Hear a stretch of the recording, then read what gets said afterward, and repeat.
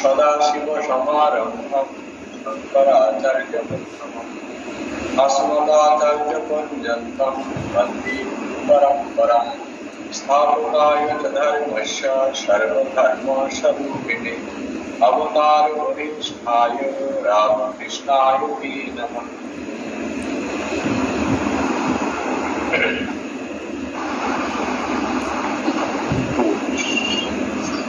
যার মধ্যে ভূতের আবেশ ঘটেছে, তাকে ভূতে পেয়েছে, সে কি জানে যে আমাকে ভূতে পেয়েছে? একমাত্র রোজা যারা ঝাড়ফুঁক করে তারাই বুঝতে পারে যে হ্যাঁ একে ভূতে ধরেছে, গ্রাম এরকম করে তাকে ঠিক তেমনি ভাবে যাকে মদের নেশা যাকে ধরেছে সে কিন্তু জানে না যে আমি নেশাগ্রস্ত হয়েছি। ঠিক তেমনি ভাবে মায়ের বদ্ধ জীব নিজে জানে না যে সে মায়ের বধ করে আছে। তো এইরকম যে মায়াবদ্ধ জীব, তাকে মায়ের পাশ থেকে কে মুক্ত করবে? তো নিশ্চয়ই যিনি মায়ার মুক্ত, এরকম পুরুষই একজন মায়াবদ্ধ জীবকে মুক্ত করতে পারেন। কারণ যিনি মায়াতে নিজেই বদ্ধ আছেন, তিনি কিভাবে অপরকে মুক্ত করবেন? এটা কখনোই সম্ভব।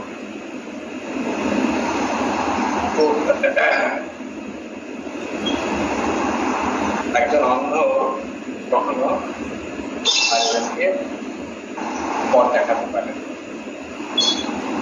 যিনি নিজে অন্ধকারের মধ্যে পড়ে আছেন, তিনি কি করে অপরকে পথ দেখাবেন? যে মায়ের ডুবে আছেন, তিনি অপরকে মায়ের পারে তো কঠোপনিষদ এবং মুন্ডক উপনিষদে ঠিক একই রকম দুটি শ্লোক পাওয়া যায়, সামান্য একটু চেঞ্জ, কিন্তু অর্থই একই। অবিদ্যায়াম অন্তরে বর্তমানা স্বয়ং ধীরা পণ্ডিতং মন্যমানা জঘন্যমানা হরিয়ন্তি মুখা অন্তিগত এব নিয়মানাদতম। আবার মুন্ডক উপনিষদের শ্লোকে এরকমই আছে, অবিদ্যায়াম অন্তরে বর্তমানা স্বয়ং ধীরা পণ্ডিত মন্যমানা জঘন্যমানা হরিয়ন্তি মুখা অন্তিগত এব নিয়মানাদতম। কারণ কিছু মুন্ডক উপনিষদে চিন্তাতে পারেন না, মানে এইরকম শ্লোক দিয়ে কি সমাজ জঘন্য মানা সব মানে এক। তো মানে দিয়ে অর্থটা খুব সুন্দর। অবিদ্যা অন্তরে বর্তমান, নিজের ভেতরে অবিদ্যা বর্তমান আছে, নিজের ভেতরে অবিদ্যা মানে অজ্ঞানের অন্ধকারের ভিতরে আছে, অথচ ভাবছে কি পণ্ডিত মন্য মান, নিজেকে পণ্ডিত মনে করছে, নিজে অজ্ঞানের অন্ধকারে ডুবে আছে, অথচ নিজেকে পণ্ডিত বলে মনে করে যে আমি জ্ঞান আমি সেই আমি সমস্ত কিছু জেনে ফেলেছি, অর্থাৎ মায়ের পারে বুঝে ফেলেছি। জঘন্য নানা রকম এই জাগতিক পীড়ার মধ্যে অনর্থের মধ্যে বারবার পীড়িত হচ্ছে। আর কি ভাবছে কি আমি যেন পণ্ডিত, আমি সমস্ত কিছু আমি চলে গেছি, আমি উপলব্ধি করেছি, এইরকম। তো শাস্ত্রকার বলছে, ঋষিরা বলছেন এইরকম মানুষ কেমন যেন, তাদের গাইডেন্সটা কেমন হবে? যথা অন্ধেন নিয়মানা, যেন একজন অন্ধ আরেকজন অন্ধকে যেন পথ দেখাচ্ছে, মানে পরিয়ন্তি, তার মানে তাঁর যে গাইডেন্স কি হয়, এই অন্ধটা কিন্তু আমাদের উপর থেকে যখন গাইড করে, সে পথ খুঁজে পায় না, তারই মধ্যে দুর্পা খেতে থাকে। এইরকম মানুষদের গাইডেন্সে অহংকারীরা খেতে গাইডেন্সে তাদের সেটা কেমন হয়? তাতে 24 করতে মানুষ এই মায়ের কাছে মধ্যে ঘুরতে থাকে, বারবার ঘুরতে থাকে, তারা কিন্তু ঠিক পথ খুঁজে পায় না। এটি খুব সুন্দর শ্লোক বলা হচ্ছে। তো দন্তব্যময় মানে সংসারের জটিলতা, দত্তা নিজে সংসারের বিভিন্ন জটিলতার মধ্যে পড়ে আছে, সংসার করছে, অথচ নিজেকে পণ্ডিত ভাবছে, নিজে মুক্ত হতে পারছে না, অপরকে মুক্তির পথ চেষ্টা করছে। সেই জন্য ঋষি বলছেন এ যেন একটি অন্ধ ব্যক্তি আরেকটি অন্ধ ব্যক্তিকে পথ দেখাচ্ছে। ফলস্বরূপ হচ্ছে না, সেই ওই আবদ্ধের মধ্যেই ঘুরপাক খাচ্ছে, ওই আবদ্ধের মধ্যেই ঘুরপাক খাচ্ছে, বেরোতে পারছে না। গীতাতে একটি সুন্দর শ্লোক আছে, সেখানে মাতা পার্বতী ভগবান শঙ্করকে এই ব্যাপারে জিজ্ঞাসা করছেন। কৈলাস শিখরে রমণে ভক্তি সাধন তৎপরা প্রণম পার্বতী ভক্ত্বা শঙ্করম পরিপুচ্ছতি। নমো নমো দেব দেব পরাৎপর জগদ্গুরু সদাশিব মহাদেব গুরু গীতা প্রদীপ।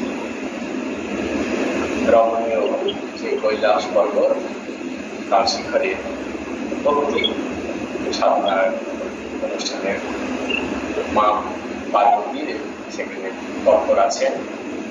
তো ভগবান শঙ্করকে প্রণাম করে ভক্তিগুলো জিজ্ঞাসা করলেন, হে ভগবান, তো আপনি তো দেবতাদের দেবতা, জগতের গুরু, আপনি সদাশিব মহাদেব, আপনাকে আমার প্রণাম।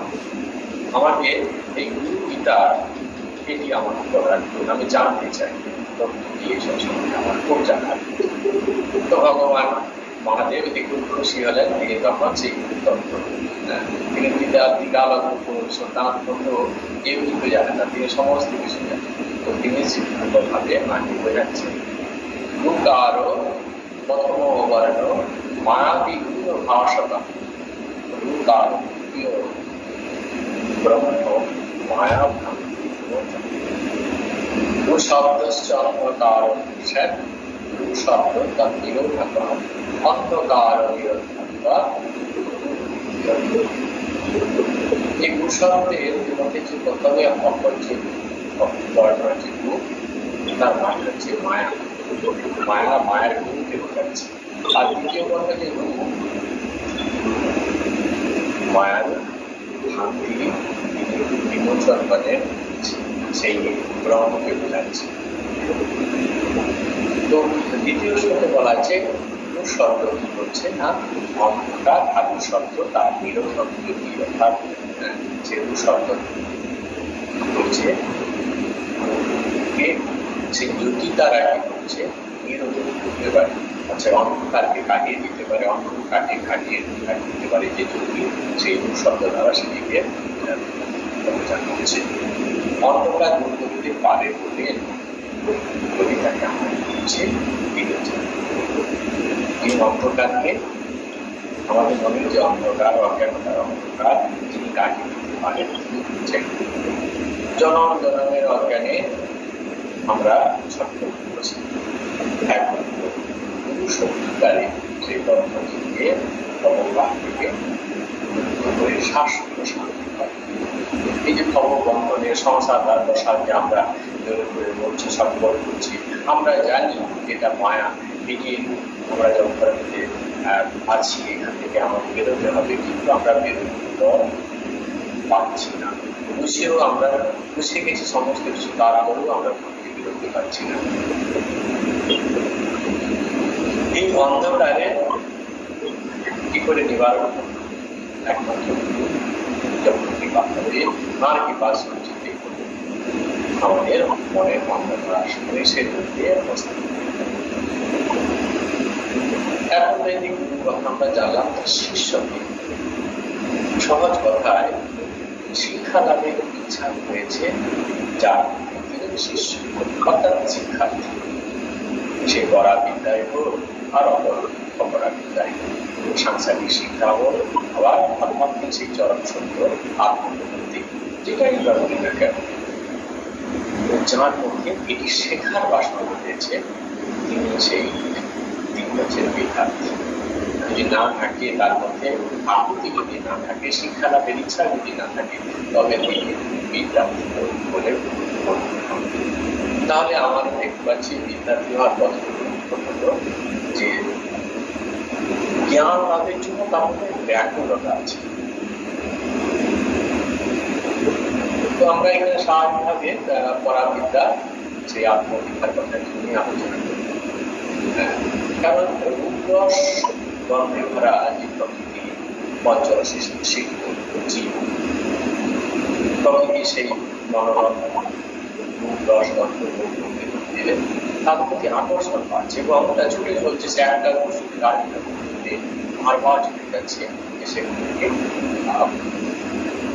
আনন্দ পাবে। এক ব্যক্তি থেকে আরেক ব্যক্তির কাছে যাচ্ছে, যে ওখানে বসে আরো যেতে পারে, এইরকম ব্যাপার।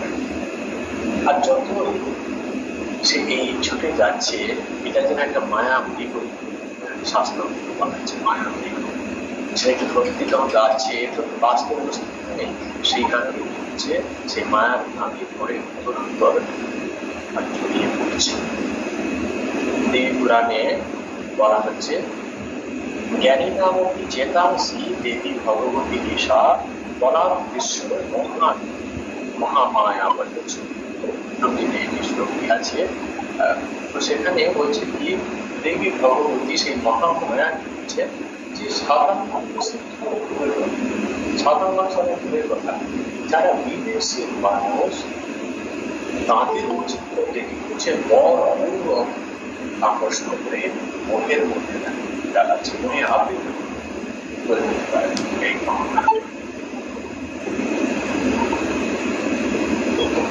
সেই কারণে মনের মধ্যে যখন জ্ঞানী মানুষদের এইরকম অবস্থা সাধারণ মানুষের স্থায়ীভাবে রূপরস গন্ধের মধ্যে বেঁধে আছে, তার বিদ্যার মতো এই উচ্চতত্ত্ব জানা বা শোনার সমান কথা। আর কৌতূহলই এটি জানার ক্ষমতার তার মধ্যে কিন্তু মাত্র, কিন্তু অদ্ভুত ব্যাপার, সে কি করছে, একটা কয়েকটা বস্তুর পেছনে সে ঘুরছে, ছুটছে। কেন ছুটছে না? আনন্দ পাওয়ার জন্য। আনন্দ পাওয়ার জন্য একটা বিষয় পশু থেকে আরেকটা বস্তুতে ছুটছে। কিন্তু যে বস্তুটাকে সে ধরছে, প্রথম অবস্থা সে থেকে আনন্দ পেলেও কিছুদিন পরে সেখানে যে বুঝতে পারছে যে এটা অমৃতের ভাণ্ড মনে করে তাকে দিয়েছিলাম, আসলে তো এটা অমৃতের ভাণ্ড নয়, বিষের ভাণ্ড, বিষের দেওয়া। এই দৃশ্যমান জগতের প্রতিটি বস্তু পঞ্চভৌতিক পদার্থের সমষ্টি হওয়ার কারণে সেগুলি সবসময় পরিবর্তনশীল। তাই এই ভৌতিক জগতে কোনো বস্তু বা ব্যক্তি কোনোভাবেই তার সেই স্থায়িত্ব দান করছে। এই কারণে স্ত্রী, পুত্র, কন্যা, অর্থ, পদমর্যাদা সবকিছুরই আনন্দের দিবস সে আমাদেরকে দুঃখের সাথে বারবার করছে। এইভাবে রোগাসক্ত জীব ইন্দ্রের ক্ষুধাবৃত্তি আশায় পাথরের মতো একের পর এক ব্যক্তি বা প্রতিষ্ঠানে চলে গেছে, আর বারংবার আঘাত খেতে খেতে তার মনে জিজ্ঞাসা, তাহলে জগতে কি শাশ্বত সুখ, শাশ্বত শান্তি বলে কোনো কিছুই নেই? আর কিবা আমার এই দুঃখের কারণ? এই প্রশ্নগুলি বারবার আসছে। যখন অন্য জগৎ থেকে ধাক্কা খাচ্ছে, তখন তার বারবার এই প্রশ্নগুলো মনে যাচ্ছে। কে দেবে আমার এই প্রশ্ন? পঞ্চভৌতিক জগৎ থেকে আনন্দ পাওয়ার ইচ্ছা যে পরিমাণ ব্যাকুলতা নিয়ে সে এই ভোগ্য পদার্থগুলোর মধ্যে সে ছুটে গেছিল, আজকে দেখা যাচ্ছে তার থেকে আরো তীব্র ব্যাকুলতা নিয়ে ছুটে যাচ্ছে যে আমাকে শিক্ষক দরকার, যিনি কিনা আমাকে একটু পথ দেখিয়ে দেবেন, আমাকে বুঝিয়ে দেবেন তেমন দুঃখের কারণ কি। অর্থাৎ তার মধ্যে এত বৈরাগ্য কি করে এই বিষয় তৃষ্ণার বাদে যাওয়া যায়, কি করে আমি জানবো আমাকে কি দিচ্ছে, কি কারণে আমি এই দুঃখ পাচ্ছি। বিশেষ করে শ্লোক করছে, পরীক্ষ লোকান কর্মজিতান ব্রাহ্মণো নির্বেদম আয়া না অস্তি অহিতে তদ্বিজ্ঞানাত্মক সম্পূর্ণ অভিজ্ঞান। শ্রমিক বাণীর সক্রিয় ব্রহ্মনিষ্ঠ। তো এমনি কিন্তু আসছে না, বারবার ধাক্কা খেয়ে, সমাজ থেকে এত ধাক্কা খেয়েছে, বিষয় থেকে এত বেশি ধাক্কা খেয়েছে, ব্যক্তি থেকে এমন বেশি মানে ধাক্কা খেয়েছে, ব্যক্তি করে ছুটে গেছে, বোঝার প্রতি ছুটে গেছে, কিন্তু প্রত্যেকটি বিষয় বস্তু থেকে, ব্যক্তি থেকে এমন ভাবে বারবার আঘাত দিচ্ছে, সেই জন্য তার মধ্যে এই বৈরাগের সঞ্চার হয়েছে। সেগুলো সে কি করছে? যজ্ঞের সমিধা, যজ্ঞ কাষ্ঠ, যে যজ্ঞ কাষ্ঠ বিক্রি করছে গুরুর কাছে, গুরু পাদপদ্মে এসে। আমাদের বৈদিক পরম্পরার মধ্যে আছে না, যখন কোন ছাত্র যজ্ঞ কাষ্ঠ নিয়ে দ্বারে পৌঁছে যায়, তখন গুরুকে বুঝিয়ে দেয় যে আমি আপনার শরণাগত, আপনার উপদেশে আমি বাতিল করে আমি জীবনকে কাটাবো, আমি শাশ্বত শান্তি লাভে আমার তীব্র আশা, আমি জীবনের উদ্দেশ্যকে আমি আনতে চাই, আমি আত্মোপলব্ধি করতে চাই, আমি এই যন্ত্রণাধীন জীবনের পারে দিতে চাই। এই যে বিশ্বাস করে আগে দেখিয়ে দেওয়া, এই হলো সত্তার ভাব। তো সেই কারণে বলছে যে ব্রহ্মনিষ্ঠ, সেই ব্রহ্মনিষ্ঠ বেদ গাথা যিনি সন্ধান করে, তার কাছে কি করছেন যে শিষ্য ছবিটা কাঠ নিয়ে, যজ্ঞকাষ্ঠ নিয়ে আচার্যের কাছে উপস্থিত হয়েছে। অর্থাৎ তার মধ্যে জানতে হয়েছে, আচার্য বিশ্বাস করতে শিখেছে যে আমার এই গুরুই আমাকে বলে দিতে পারেন, আমার আচার্য বলে দিতে পারেন আমার এই পাড়ি দেওয়ার রাস্তা, আমার শাশ্বত শান্তি পাওয়ার রাস্তা। গীতার ভগবান সুন্দরভাবে বলছেন, তৎপর শান্তিন্দ্রিয়া জ্ঞান লব্ধা পরাম শান্তি জিতেন্দ্রিয় শ্রদ্ধাপরায়ণ, সেরকম শ্রদ্ধাবান ব্যক্তি জ্ঞান লাভ করতে পারে। জ্ঞান লাভ করে না অল্প সময়ের মধ্যে সেই পরম শান্তি লাভ করে। যে এতদিন যে কষ্টের মধ্যে ছিল, আজকে শ্রদ্ধাপরায়ণ জিতেন্দ্রিয়শীল হয়ে গেছে, তখন তার মধ্যে স্বাভাবিকভাবে মনের উত্তরণ করেছে, তখন জ্ঞান লাভ করে মানে সে পরম শান্তি লাভ করে। আর কি করে সে জ্ঞান লাভ হয়, তার উত্তর ভগবান গীতাতে দিচ্ছেন, তদ্বিদ্ধি প্রণিপাতি নবরিকস্তেন সেবয়া উপদিক শক্তিতে জ্ঞানম জ্ঞানীন তত্ত্বদর্শী। সদ্গুরু শরণাগত হয়েছে, সদ্গুরু পাদপদ্মে এসে তত্ত্বজ্ঞান লাভের ব্যাকুলতা প্রকাশ করেছে। বিনম্র চিত্তে মনে কি করছে, গুরুকে বারবার প্রশ্ন করছে, অকৃত্রিম সেবা দ্বারা প্রশ্ন করছেন, কষ্ট বারবার প্রশ্ন করছে, এটা কি কেন এটা হচ্ছে, প্রত্যেকটা দিকে জানতে চাচ্ছেন। আর সেই বেশি সেই গুরু আত্মোপলব্ধি তিনি কি করছেন, ব্রহ্ম সাক্ষাৎকার নিযুক্ত করেছেন, সেই কারণে তারাও জানায় কিছু নেই, শিষ্যের সমর্থ কষ্ট তিনি দিচ্ছেন। আর কি করে সেটি লাভ করা হচ্ছে, তাদের বৃদ্ধি প্রণাম করছে, গুরুর কাছে নমস্কার করছে, গুরুকে সেবা করার প্রশ্ন করছে, গরিব কষ্টে সে বয়া বারবার প্রশ্ন করছে, সেবার দ্বারা গম্ভীর করছে, গুরু সেবা করছেন, কাজে সহায়তা করে দিচ্ছেন। এই যে গুরুকে সেবা করে সন্তুষ্ট হচ্ছেন, তার প্রতি একটা অকৃত্রিম ভালোবাসা তৈরি হয়েছে শিষ্যের প্রতি, তখন তার জ্ঞানের ঝুলি কি করছে, শিষ্যের সামনে করে দিচ্ছেন। আর সেই তত্ত্বদ্রষ্টা পুরুষ সে কাছ থেকে জ্ঞান পাচ্ছে। তত্ত্বদ্রষ্টা যখন এইভাবে বুঝতে পারে, তখন সেই তত্ত্বজ্ঞানী পুরুষ শিষ্যের সামনে জ্ঞানের ঝুলি জ্ঞান দান করে। কিন্তু অবকাশ শ্রদ্ধাধামস্য সংশয়াত্মবশ নায়ম লোকস্থিত সংশয়া। যে যিনি শাস্ত্রের প্রতি যার শ্রদ্ধা নেই, গুরুর প্রতি ভক্তি নেই, ভাগবত ভক্তি যার মধ্যে নেই তার মধ্যে এই রকম ভাব ভক্তি আসবে। ভগবত ভক্তি তার মধ্যে আসবে না, গুরুপতির যেহেতু শ্রদ্ধা ভক্তি নেই, সেই শাস্ত্রাদি এই কর্মাত্ম ভক্তি করতে পারবে না। গুরুজি তাকে বলতে থাকি সমস্ত কিছু, তাও তার মধ্যে হচ্ছে সংশয় আত্মা, সে সবসময় সংশয় করছে, নিজের কোনো কিছু বিশ্বাস করতে পারছে না, বুঝি এটা বুঝি ওটা। এই সন্দিগ্ধ করতে ব্যক্তি না ইহলোকের সুখ আছে না পরলোকে, সেই জন্য সংশয় আত্মা অবিনশ্বরী। যার মধ্যে এই সংশয় আছে সে বিনাশ প্রাপ্ত হয়, তার আত্মজ্ঞান তো হবেই না, তার যার কিছু আপন হবে না, কারণ সে কাউকে বিশ্বাস করেছে। গুরু বাক্যে তার বিশ্বাস নেই, গুরুর প্রতি সব তার বিশ্বাস নেই, শাস্ত্র বাক্যে তার সব বিশ্বাস নেই।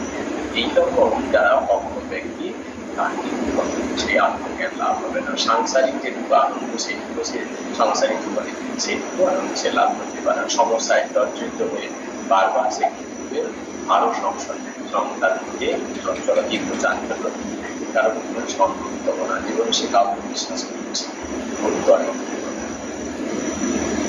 তাহলে বেদান্তে এই শিষ্য এরকম শিষ্যের অনেক সহজ হচ্ছে, আর বলছে যে এরকম শিষ্যের চারটি লক্ষণ হচ্ছে। যারা যে শিষ্য কেমন হবে যে কোনটি নিত্য বস্তু কোনটি অনিত্য বস্তু, এই তার বিবেক লেগে গেছে। নিত্য বস্তুকে সে গ্রহণ করা তার ইচ্ছা, অনিত্য বস্তুকে তার গ্রহণ করার ইচ্ছা। কেন না নিত্য বস্তু সব সময় থাকবে, আর অনিত্য বস্তু আজকে আছে কাল নেই, সুতরাং অনিত্য বস্তুকে গ্রহণ করলে আমি পরিণামী হয়ে পাবো। অনিত্য বস্তুর প্রতি আকর্ষণ কারণে তার সঙ্গে একটা অ্যাটাচমেন্ট তৈরি হবে, এটা আপনার টাইমে আসছে না, হবে আমার কষ্টই আসবে। এটি বুঝতে পারছে, বুঝতে পারবে। তো শিষ্য হতে হয় তার কিন্তু এইরকম ছাত্র, তার মধ্যে এই দিকটা লেগে গেছে। এখানে তাহলে এর এই ফলগুলির ফলে আকাঙ্ক্ষা করবে ফলগুলির যে বিপাশা এই যারা জানি অনেক জিনিস জীবজগতে এসব জিনিসের কোনো আমি এইসব জিনিস একমাত্র ঈশ্বর সত্য সেটি আমার চাই, এইসব বস্তু আমার চাই। তাহলে জগৎ এবং পরে যেগুলো প্রকট জিনিস আছে যেগুলো আমরা সাধারণ মানুষ যেসব জিনিস ছুটে যায় সেই রকম দিচ্ছে, তাহলে এইরকম লক্ষ্য দেখা যায়। আর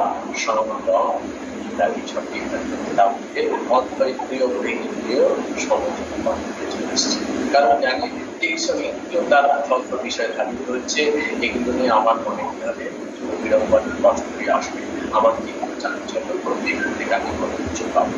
তাই সে কি করছে অন্তরীণ সংযত করছে, আর ছুটে যাচ্ছে সেখান থেকে মুক্তিও গ্রহণ করার চেষ্টা করছে। এইরকম ভাবে সেই লক্ষণগুলি যদি কোনো ছাত্রের মধ্যে দেখা যায়, শিষ্য সেই কিন্তু আপনার জ্ঞান অর্থাৎ বাধাকে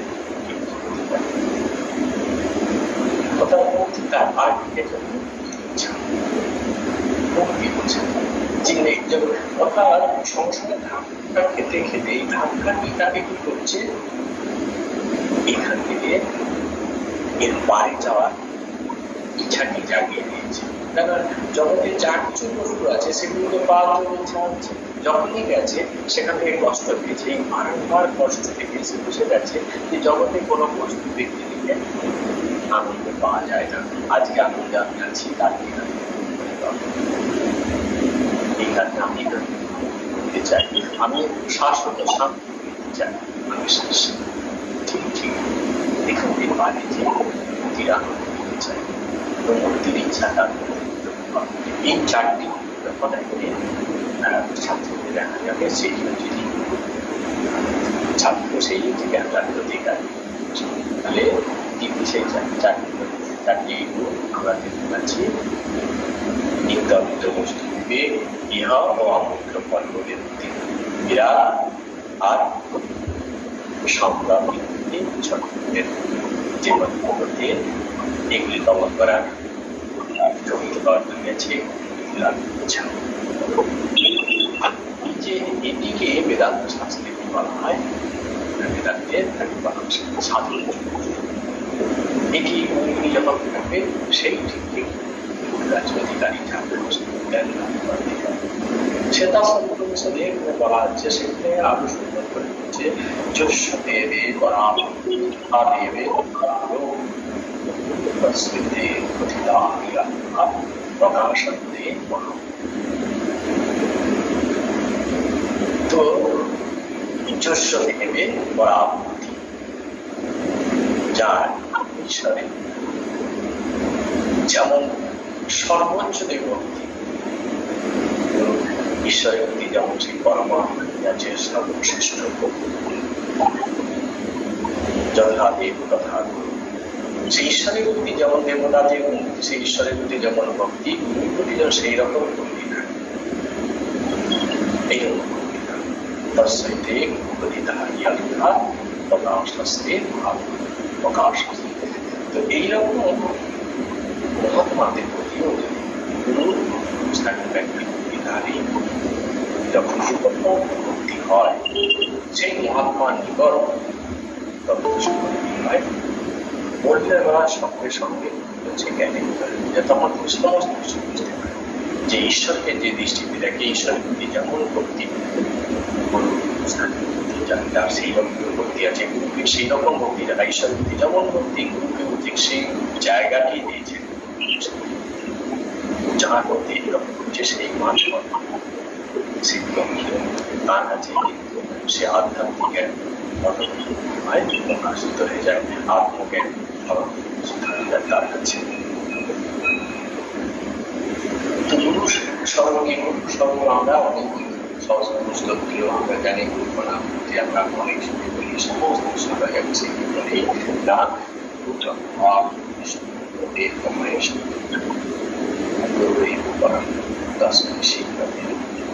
অজ্ঞানান্তিরাগ্রস্য জ্ঞানাঞ্জনশলাকয়া চক্ষুস্ফুলিतं येन तस्मै श्रीगुरवे अखण्डमङ्गलाकारं व्याप्तं येन चराचरं तत्पदं निश्चितं येन तस्मै श्रीगुरवे। गुरु ब्रह्मा गुरु विष्णु আর গুরু মহেশ্বর, যে পরম সেই গুরুদেবকে আমি বারবার অজ্ঞান অহংকারে করছে জীব ডুবে আছে, সে চক্ষুকে কি করছে জ্ঞান সলাকা দ্বারা করছে কাজল দেখে দিচ্ছে। যে মুহূর্তে জ্ঞান তিনি করছে জ্ঞানের সলাকাটি তিনি লেপন করছেন সঙ্গে সঙ্গে তার মধ্যে এই মায়া মনোর মধ্যে মায়া মনের জল জ্ঞানে বাইরে চলে যাচ্ছে। তো যিনি এটি করতে পারেন সেটি এরপরে বলছেন কি অখণ্ড মন্ডলা গোলাপ অখণ্ড সমগ্র যে সত্তা অর্থাৎ বিশ্ব, যে বিশ্ব আছেন তার ব্রহ্মস্বরূপ, যে সেই ব্রহ্মকে তিনি দেখিয়ে দিচ্ছেন, নিজেই ব্রহ্মস্বরূপ তাকেই তিনি দেখিয়ে দিচ্ছেন যে ঈশ্বরের কি বিরাট, যে তিনি এইরকম করে দিতে পারেন ব্রহ্ম এর সম্বন্ধে ধারণা দিচ্ছেন কি যে মন্ডলকা স্বরূপ নিয়ে গুরুজিকে প্রকাশ করে ব্রহ্মের স্বরূপ দেখাচ্ছেন সেই ব্রহ্ম ঈশ্বর এর স্বরূপ যিনি এটি দেখিয়ে দিতে পারেন সেই জ্ঞান করা। তো এখন গুরুকে দেখে আমরা স্মৃতি করছি ভাব বিষ্ণু, কিন্তু ঈশ্বরটা একজন দেখছি তাকে ব্রহ্মা বিষ্ণু মহেশ্বর বলা হচ্ছে, এটা যেন মানে অতি বাড়াবাড়ির এরকম মানে অতিরিক্ত বাড়াবাড়ি। তারা খুব এক পথে দীঘাতে যে আর গুরু যেরকম ব্রহ্মা বিষ্ণু, ব্রহ্মা বিষ্ণু তো আলাদা, তো তার সঙ্গে আমাদের জানতে হচ্ছে মায়া জিনিসটি।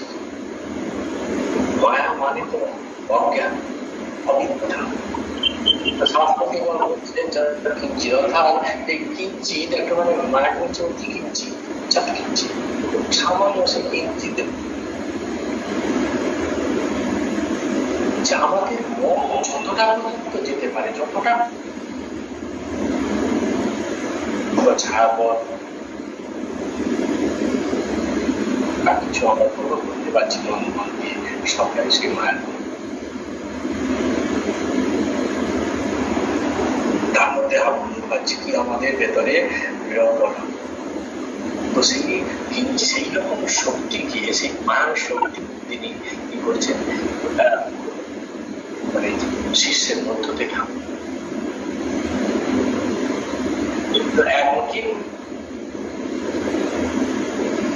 মায়ার তারে নিয়ে যেতে পারেন, ঈশ্বরী মায়ের ঈশ্বর, তিনি মায়ার তারে নিয়ে যেতে পারেন। সেই জন্য যে গুরু যিনি নিয়ে যেতে পারেন হচ্ছে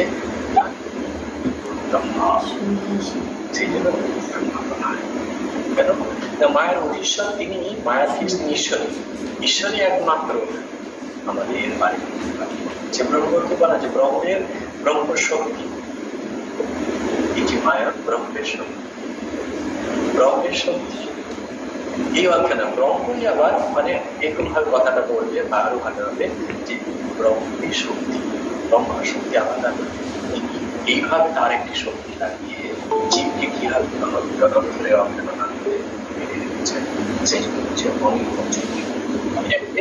অজ্ঞানতা দিয়ে সেই মায়াকে কখনোই মানে ভাষাতে অনেক বচন প্রকাশ করা যাবে, ভাষাতে প্রকাশ করা যাবে। যখন আমরা রাত্রিতে রজ্জুতে আমরা স্বপ্ন দেখি, রজ্জুতে আমরা ভ্রমে কি দেখছি, স্বপ্ন দেখছি, তো যেটা আমরা স্বপ্ন দেখছি তখন কিন্তু আমাদের মধ্যে এটা অজ্ঞানের কারণে হচ্ছে। আর যখন আমাদের কাছে জ্ঞান যখন আমরা লাইট দিলাম সঙ্গে সঙ্গে আল্লাহ সঙ্গে চলে গেল, তাহলে এই যে অবস্থাটি যখন সমস্ত কিছু আমরা দেখছি এটা ভ্রমে এরকম হচ্ছে, যখন আমাদের জ্ঞান হয় তখন কি চলে যাবে। সেই জন্য হচ্ছে অনেক বচনে প্রকাশ করা যাবে না, যেটা কি জিনিসে বাস্তবে যা আছে নেই। একবার বলছি আমরা যদি বলি যে তোরই 7 বছর ছিল ওখানে, সেটাও ভুল হয়ে যাবে। আর না কেন আমি সব দেখতে পাচ্ছি, আমি হোক যা হোক আমি দেখতে পাচ্ছি, সুতরাং আমি নাও করতে পারছি না। আবার যখন লাইট সামনে দেখতে পাচ্ছি না, সেটাও পরিষ্কার করতে পারছি না, কিন্তু রিয়ালিটিতে গিয়েছে, রিয়ালিটিতে রয়েছে। এই কারণে হচ্ছে অনেক বছরে একই বছরে প্রকাশ করে আমি চোখে দেখছি কিছু করে বেশ সামনে, সেটা একটু বলবো যে জানি অনেক বছরে যে মায়ার শক্তি অনেক বছরে যে বছরে প্রকাশ করে, যখনই জ্ঞান হয়ে যায় তখন যখন মায়া তখন অস্তিত্ব নেই। আবার জ্ঞান না হলে তার কাছে অস্তিত্ব আছে, তার একজনের কাছে একই পরিবেশে একই তারতম্যের জড়িয়ে ব্রহ্মজ্ঞানীর কাছে জগৎ সংসারের অস্তিত্ব মায়া, তিনি পারে চলে গেছেন তার কাছে। আবার যিনি অজ্ঞানে বুদ্ধিবৃত্তি আছে তিনি গুণে মায়ার মধ্যে সম্পর্ক করছেন, একই দাঁড়িয়ে আছে। তাহলে একই জিনিস মানে একই পাঠ্যক্রমে একই জিনিসকে দুজন দেখছি, তিনি একরকম দেখছেন, আর তিনি অজ্ঞানের মধ্যে আছেন, তিনি আর একরকম। এই আত্মজ্ঞানী আর অজ্ঞানী দুজন একই জিনিস আমি ওটাকে কি করে করবো? আত্মজ্ঞানী সেটা দেখে একরকম করছেন, আর তিনি অজ্ঞানী ওই জিনিসকেই দেখে তিনি আর এরকম করছেন। প্রকাশ করা যায়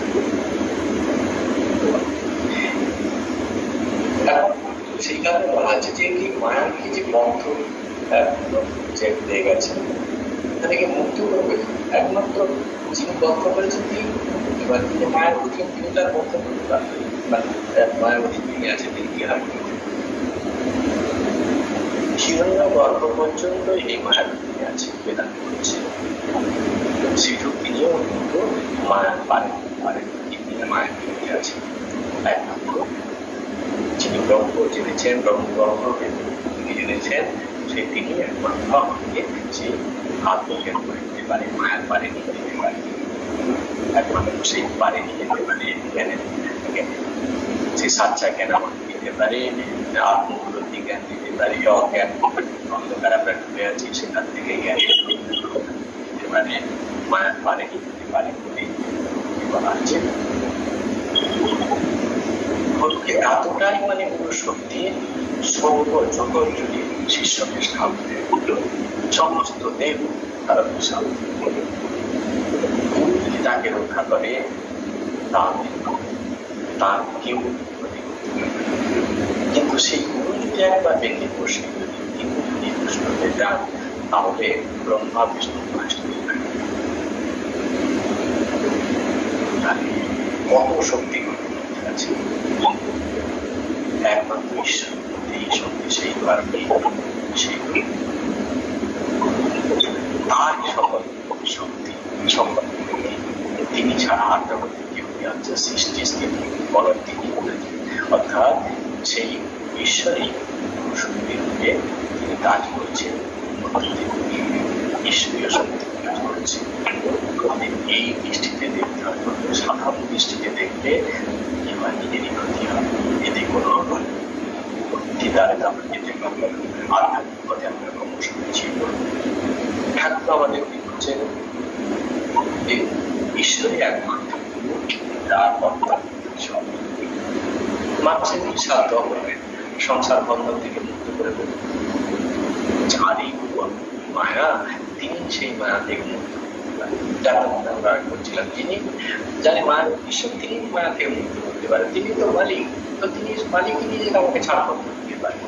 ঠাকুর সেই কথা কি বলছেন, যারা ঈশ্বর লাভ করেনি আদেশ যারা ঈশ্বরের শক্তিতে শক্তিমান হয়নি তারা করে এই খবর বন্ধন মোচন করে দিতে পারে। এরপরে আবার একটা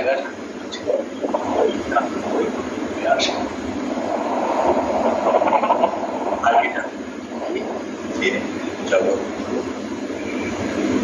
দেন নানিদের আর দেন কোথায়, আমি জগৎ দেন প্রাণী আর সাধারণ দেন কোথায়, সেই গ্রন্থ প্রাণ স্থানীয় জগৎগুলো যিনি তাঁর শক্তি প্রাণের মধ্যে আমাদের এমন শক্তি প্রদান করেন আমাদের মনটি ঊর্ধ্বতম তন্মাত্রাতে নিমেষের মধ্যে চলে যেতে পারে, নিমেষের মধ্যে চলে যেতে পারে। ঠাকুরের সন্তানদেরকে তিনি ঠাকুর নিমেষের মধ্যে কি হবে কেমন জায়গায় পৌঁছে দিচ্ছেন, ধ্যানের গভীরে পৌঁছে যাচ্ছেন সঙ্গে সঙ্গে দিলেন, একটা হাত দিয়ে দিলেন, ব্যাস নিমেষের মধ্যে ছোঁয়া নিয়ে চলে যাচ্ছেন। ঠাকুর তিনি স্বয়ং ভগবান অবতার বরিষ্ঠ শান্তিকারী বলেছেন অবতার প্রতিষ্ঠা। কিন্তু মন্ত্র থেকে কানে ঠাকুর কিন্তু আরেকটি কথা বলছেন, মানুষ গুরুর কাছে যদি কেউ দীক্ষা লয় তাকে মানুষ ভাবলে কিছু হবে না। আমাদের মানুষ মনুষ্য দৃষ্টিতে গুরুকে দেখবে, তাকে সাক্ষাৎ ঈশ্বর ভাবতে পারে, তবে তো মন্ত্রে বিশ্বাস হবে, বিশ্বাস হলেই সব হয়ে গেল। এর প্রসঙ্গে ঠাকুর বলছেন 11 লক্ষ মাটির ড্রোন তৈরি করে বনেতে গান শেখাচ্ছে। মাটির ড্রোন দিয়ে পূজা করত দ্রোণাচার্যকে, তাতে শিক্ষা শিখতে লাভ করল। এই ঘটনা আমরা সবাই জানি। যখন দ্রোণাচার্য শিক্ষা দিতে রাজি হয়নি, বনের নির্জনের মধ্যে যে দ্রোণাচার্যকে প্রতিমূর্তি তৈরি করে তার সামনে রোজ অস্তম করছে, তাতেই করছে কি হলো অস্ত্রবিদ্যায় আরম্ভ করে অর্জুনের থেকেও তিনি আরো বেশি শ্রেষ্ঠ হয়ে গেছেন। আমরা সেসব বর্ণনা জানি, সেই কারণে তার হচ্ছে কি গুরু ঘোষণা দিতে হয়েছে,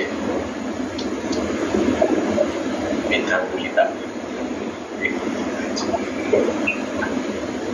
দক্ষিণা দিতে হয়েছে। কেমন সে সম্বন্ধে ঠাকুর মহামিদে বলছেন যে গুরু যেমন বলবে শিষ্যের সঙ্গে সঙ্গে সেটাই দেখতে পাবে। তিনি বলছেন কি যে অর্জুনের ছিল শ্রীকৃষ্ণ অর্জুনের সাথে রথে বেড়াতে আকাশের দিকে তাকিয়েছেন, যে বলছেন দেখো সখা কেমন একটা পায়রা উড়ে যাচ্ছে। অর্জুন অগ্নি দেখে বললো হ্যাঁ সখা সুন্দর পায়রা।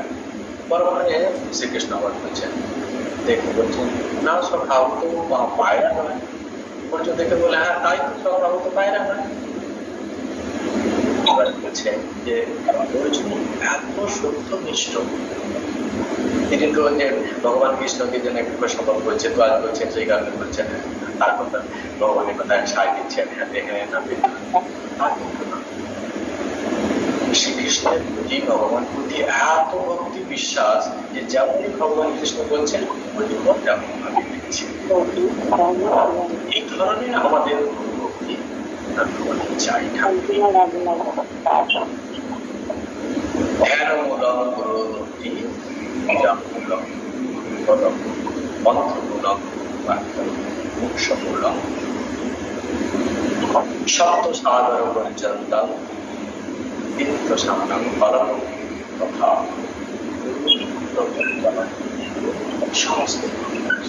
সংস্কাংশিত হচ্ছে আমাদের ধ্যানের, হচ্ছে আমার ধ্যানের চরণই আমাদের জীবিকা।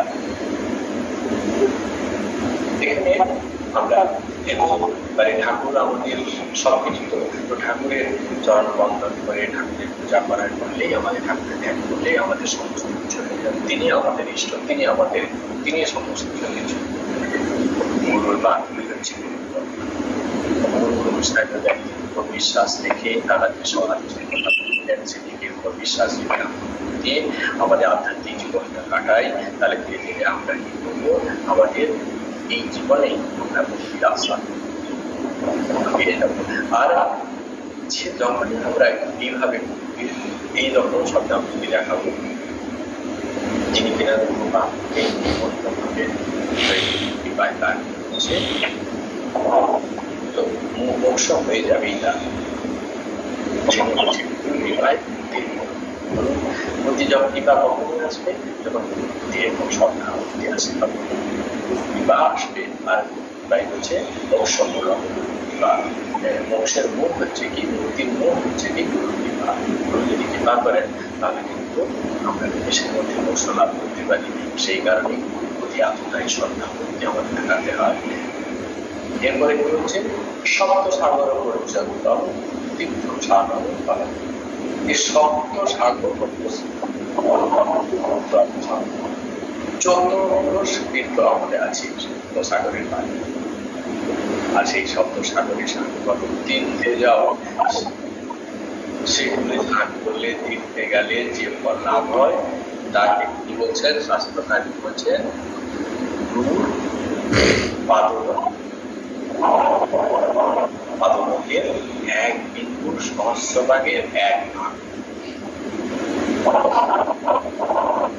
1 বিন্দু মানে ভাবতে অবাক লাগে গুরুর যে আমরা পা ধোয়া জল তার মানে করি তার 1 বিন্দুর সহস্রভাগের 1 ভাগের সমান।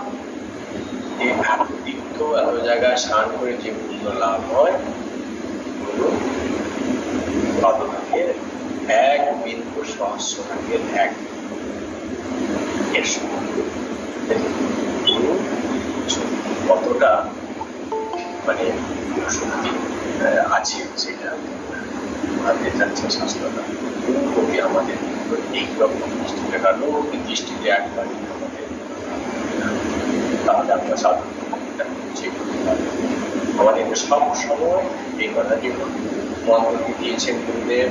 একটি নিঃশ্বাস সহকারে আমরা করে যাব, তিনি যেমন আদেশ করেছেন সেটি মানব।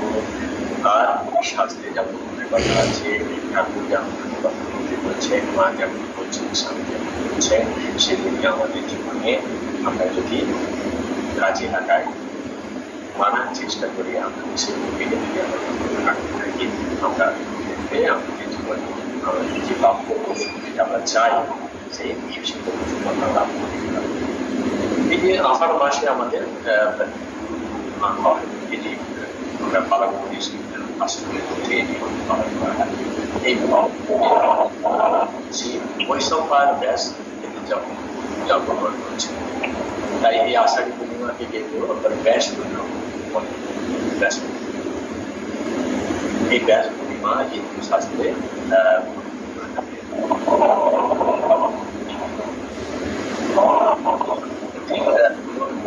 নির্ভরযোগ্য কত বছর তিনি কেন বলা হয়েছে সেটা আমরা পরে বলবো। এই দিনটি জন্ম হওয়ার জন্য কিন্তু নাম হয়নি, কারণ ব্যাসদেবের জন্মের আগে জ্ঞানী ধর্ম যে তারপরে শেষে তার পূর্বে কত যুগ গেছে, মহাযুগ কত পথ চলে গেছে, সেই সময় শিষ্যরা এই গুরু পুজো করতো আষাঢ়ী পুজোতে। আসলে কি হয়, এই সাধু সন্তরা যারা মানে বিভিন্ন তিথি বিবাহ করে, ভিক্ষা করে ঘুরে বেড়ান, এমনকি বর্ষা যখন পড়ে যায় তখন তো বাইরে ঘুরতে পারে না, ওই চতুর্মাসে পারে, তখন কি হয় কোনো একটা জায়গায় যারা কোনো আশ্রম মন্দির থাকে, কোনো একটা ক্রিয়ার মধ্যে থেকে সেখানে থেকেই কিন্তু এই সারা করতে পারে, তখন আর ভিক্ষা টিক্ষা কিছু যায় না, ওইখানের মধ্যেই তাকে থাকে চতুর্মাস। এই যে সময় তারা কি করে, এই আষাঢ় মাসের পূর্ণিমাটা আসে তখন গুরু পুজো করে, সেই থেকে রেওয়াজ হয়েছে আষাঢ়ী। যেমন গীতাজদের জন্ম হচ্ছে বলে সাধন করা নয়, তারা বলছে তারা আষাঢ়ীতে পূর্ণিমা থেকে বিশাল ব্যাসদেবের জন্ম হয়েছে, আর ব্যাসদেবকে সেই পূর্ণিমাকে আমরা ব্যাসদেব আসলে আরেকদিকে আবার আমরা পারি বেদ হচ্ছে আমরা জানি ব্রহ্মসব, তারপরে শেষে যখন ধর্মে অনাচার এর অবমাননা শুরু হয়েছে এবং তখন তারা স্বর্ণ যে বিষ্ণুর কাছে ব্রহ্মাণ্ডের কাছে জানাচ্ছে, সুরা ভগবানের কাছে শুরু করেছে। শুধু তাই নয়, বেদের যে মূল্যায়ন হচ্ছে, সে যে মান আছে, মানটি তারা সেখান থেকে দেখতে পাচ্ছে। তো ভগবান বিষ্ণু তখন বেদ হলেন বৈষ্ণব ব্যাস, এই ব্যাসদের তিনি যে ভগবান বিষ্ণুরই অবতার অংশগ্রহণ, এই বৈষ্ণব পাঠ। তো এই বৈষ্ণব পাঠ যে অংশগ্রহণ, যে বেদ এতদিন অবাঞ্ছনা ছিল তাকে তিনি কি করলেন, কাজ করছেন। তিনি কি করছেন, এই বেদকে চারটি ভাগ দিয়ে বেদ তখন সিস্টেমেটিক ছিল না, তিনি এইসব বেদকে চারটি ভাগ করেছেন। প্রতিটি বেদকে আবার জ্ঞান কাণ্ড, কর্মকাণ্ড তিনি করেছেন, জ্ঞান কাণ্ড, কর্মকাণ্ড এরকম ভাবে ভাগ করেছেন। গেছে এর পরে তিনি আরো বিবেচনা করেছেন পদ্মপুরাণ, স্কন্ধপুরাণ, মহাকাব্য, আবারও তিনি এটা করেছেন।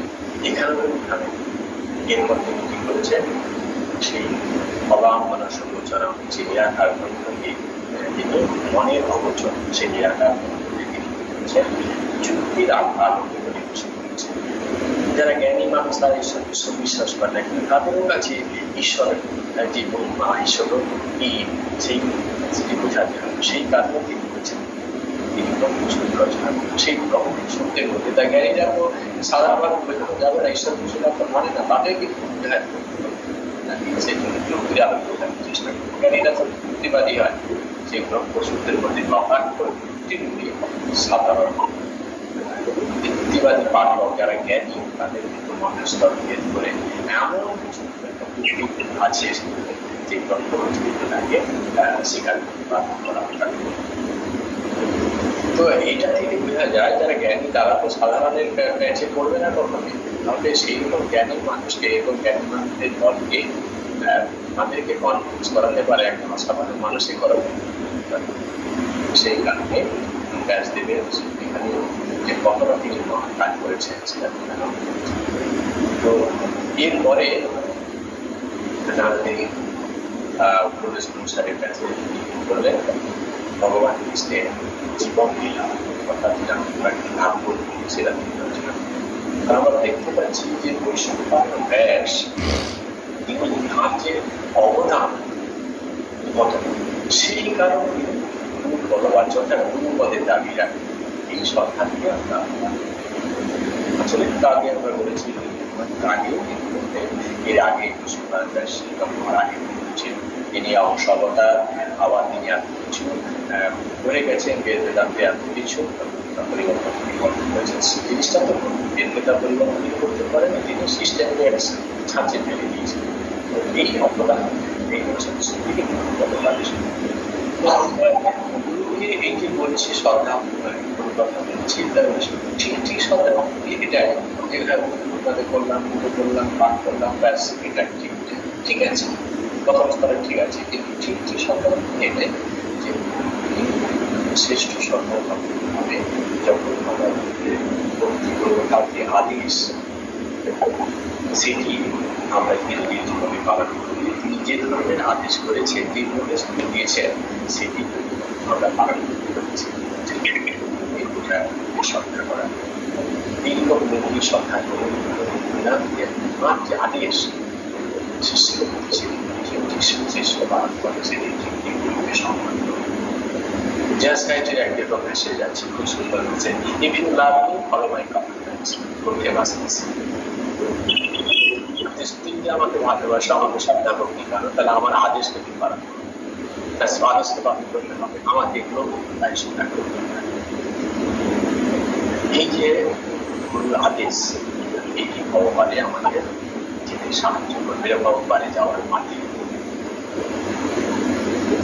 আমাদের ঠাকুর হচ্ছেন জগৎগুরু তিনি হচ্ছেন সমস্ত তার জগতে আমাদের সবসময় আনন্দ থাকবে তিনি যেন আমাদের কি করেন এই অজ্ঞানী অন্ধকার থেকে যথার্থ জ্ঞান দিতে পারেন আমরা প্রার্থনার মধ্যে আমরা দেখলাম কি বিক্ষণ তিনি একবারে সৃষ্টি করেন আমার জনম জনমের মোহ নিমেষের আর তিনি আমাদেরকে অমৃত প্রদান করতে পারেন তার কাছে এই কামনা থাকবে তিনি যেন আমাদেরকে অজ্ঞানের বাড়ি নিয়ে গিয়ে আমাদের যথার্থ জ্ঞান দিতে পারেন নিয়ে যান তো সেটা পারবেন তিনি তো কিন্তু সব নিমেষের মধ্যে তিনি করতে পারেন তার কাছে তিনি যেটা এটা করেন সেই জন্য আমাদের সবসময় আপনি থাকবেন যে প্রভু তোমার তো অসম্ভব কিছু নেই তোমার এক পলকে তুমি সমস্ত কিছু মানুষের সমস্ত কিছু ঠিক করে দিতে পারো তার অজ্ঞানতা সমস্ত যত কিছু আমাদের মধ্যে ভিতরে আবর্জনা আছে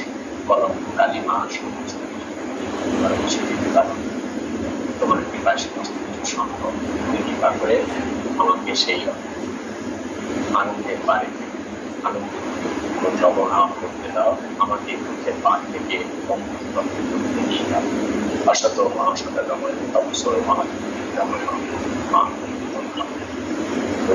শান্তি শান্তি শান্তি ভালো থাকুন আনন্দে থাকুন